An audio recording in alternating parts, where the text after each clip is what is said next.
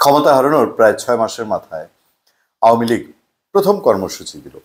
প্রথম বলতে বলা যায় যে সিরিয়াসলি প্রথম কর্মসূচি।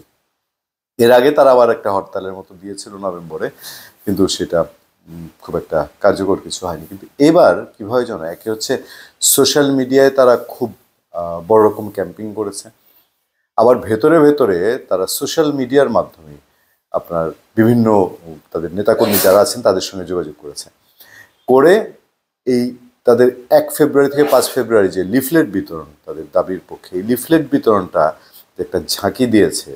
এটা নিঃসন্দেহে বলা যায় যে কিছু একটা তৈরি হয়েছে, এবং রাজনীতির ভেতরে অনেক হিসাব নিকাশ এখানে হচ্ছে। এমনি এমনি তো আর আওয়ামী লীগ তার লিফলেট বিতরণ কর্মসূচি সফল করতে পারছে বা অন্তত নাড়া দিতে পারছে এরকম না, এর সাথে রাজনীতির আরো গভীর ব্যাপার আছে। বিএনপি কিভাবে দেখছে? বলা হচ্ছে যে বিভিন্ন জায়গায় জামাত শিবিরের সঙ্গে তাদের একটা সাংঘর্ষিক পরিস্থিতি হচ্ছে, বিএনপিরও আওয়ামী লীগেরও। তো এই সব কিছু মিলিয়ে জাতীয় রাজনীতিতে যে নতুন দল আসছে, বিএনপি এটাকে ভালোভাবে নেয়নি, বিভিন্ন জটিল প্রেক্ষাপটে আওয়ামী লীগ একটা ব্ল্যাঙ্ক জায়গা পেয়েছে। এর প্রমাণ দিচ্ছেন এই বৈষম্য বিরোধী ছাত্র আন্দোলনে যারা আছেন তাদের যে সমন্বয়করা, তারা বলছে যে আওয়ামী লীগ আসলে এই হবে সেই হবে, তাদের জেলে থাকতে হবে। এই কথাগুলোর প্রেক্ষিতে এই লিফলেট বিতরণ কর্মসূচিটা অন্তত একটা নাড়া দিয়েছে। এটা আরো প্রমাণ পাওয়া যায় যে সরকারও এটাকে একটু গ্রাহ্য করছে কিনা। পুলিশের দিক থেকে বলা হচ্ছে আওয়ামী লীগকে এগুলো করতে দেওয়া হবে না, হোয়ারেজ আওয়ামী লীগ কিন্তু এখনো বাংলাদেশে নিবন্ধিত একটি দল। তো আমরা কেন বলছি যে সরকারের মধ্যেও কি নাড়া দিয়েছে কিনা, দেখেন আমার সামনে যে খবরটা সেটা বিভিন্ন পত্রপত্রিকা অলরেডি চলে এসছে। আওয়ামী লীগের লিফলেট বিতরণকারীদের গ্রেফতার করা হবে প্রেস সচিব। আচ্ছা, আমরা একটু খবরটা আগে মনোযোগ দিই। সেটা হচ্ছে আওয়ামী লীগের লিফলেট বিতরণকারীদের গ্রেফতার করা হবে বলে জানিয়েছেন প্রধান উপদেষ্টার প্রেস সচিব শফিকুল আলম। সোমবার তিনি ফরেন সার্ভিস একাডেমিতে প্রেস কনফারেন্সে তিনি এটা বলেন।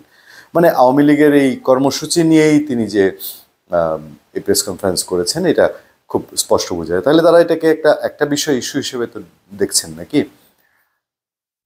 শফিকুল আলম সরকারের মুখপাত্র বলছেন, লিফলেট এমন কিছু বক্তব্য লেখা আছে যার মাধ্যমে আইন শৃঙ্খলা অবনতি হয়, তাই যারা এই লিফলেট বিতরণ করছে তাদের গ্রেফতার করা হবে। এটা সরকারের কঠোর নির্দেশনা। অন্তর্বর্তী সরকারের পদত্যাগ, মামলা প্রত্যাহার সহ বিভিন্ন দাবিতে গত 1 ফেব্রুয়ারি থেকে লিফলেট বিতরণ করছে আওয়ামী লীগ। এ নিয়ে আপনার গোপালগঞ্জে টুঙ্গিপাড়ায় যাচ্ছে তাই অবস্থা। মানে একেবারে সেনাবাহিনীর সাজোয়াদান দিয়ে থানা পাহারা দিতে হচ্ছে, থানার নিরাপত্তা দিতে হচ্ছে। লিফলেট বিতরণ কেন্দ্র করে ফরিদপুরে ঘটনা ঘটছে, ঢাকায় হচ্ছে, চট্টগ্রামে মিছিল হয়েছে।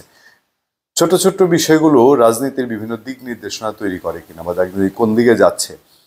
এবং আওয়ামী লীগকে তারা গুরুত্ব দিয়ে নিয়ে এই যে আওয়ামী লীগের এই লিফলেট বিতরণ করতে যাবে, হ্যাঁ তিনি একটা কথা বলেছেন যে এখানে এমন কিছু বিষয় আছে আইন শৃঙ্খলা অবনতি হতে পারে। আমরা যদি এটা ধরে নেই তাহলে পুলিশ বা সরকার সেটা নিয়ে কঠোর ব্যবস্থা নিতেই পারে। তবে এর আগে আমাদের যে অভিজ্ঞতাগুলো, আওয়ামী লীগ যখন বিএনপি, জামাতে ইসলামী বা অন্য কোনো দল আন্দোলন করত তখন এই ডায়লগটা দিত যে হ্যাঁ তাদের সুষ্ঠু কর্মসূচিতে বা শান্তিপূর্ণ কর্মসূচিতে আমাদের কোনো বাধা নেই, কিন্তু শান্তিপূর্ণ কর্মসূচির নামে অস্থিতিশীলতা তৈরি করলে পুলিশ যথাযথ ব্যবস্থা নেবে, পুলিশও বলতো। ওই কথাটাই কি এখন ভিন্ন ফর্মে আসছে কিনা, এটা একটা দেখার বিষয়। ধন্যবাদ সবাইকে, ভালো থাকবেন, সুস্থ থাকবেন। আবার দেখা হবে, কথা হবে। আপনাদের সাথে আমি আতিক রহমান, পূর্ণিয়া।